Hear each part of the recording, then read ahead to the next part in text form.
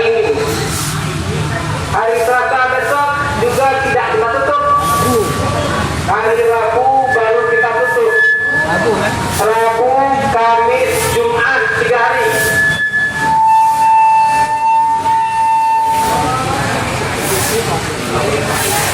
Baik, Rabu, Kamis, Jumat kita tutup 3 hari. Tapi hari ini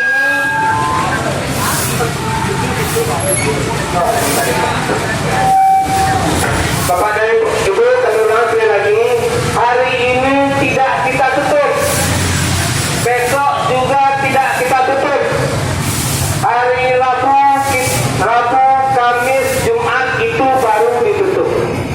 Sehingga saat hari Rabu, Kamis, Jumat itu kita bersihkan pasar ini. Mohon Bapak dan Ibu membantu kita semuanya supaya kita terhindar.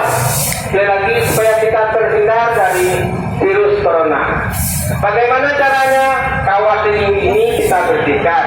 Kemudian kita 3 hari itu di rumah sambil melihat kondisi kesehatan kita. Seandainya kesehatan kita suhu badan panas, maka tolong periksa ke tim kesehatan. Ya, sekali lagi, hari ini belum, besok juga belum, Rabu baru, jadi cuma 3 hari, Rabu, Kamis, Jumat. Yang hari ini adalah yang di vaksin. Yang hari ini adalah yang di vaksin.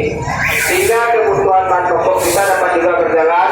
Ini kita lakukan untuk kebaikan kita bersama.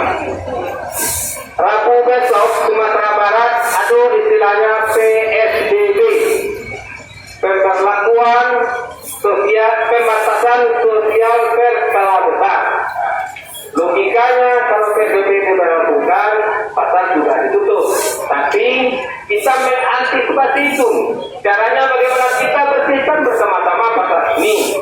Setelah kita bersihkan, kita nyatakan. Saya minta nanti tim kesehatan untuk menyatakan bahwa pasar raya ini terbebas dari virus corona.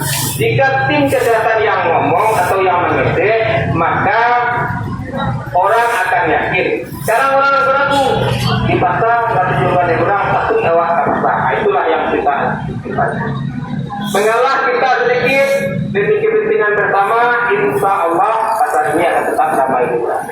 Semoga Allah memberkahi kita.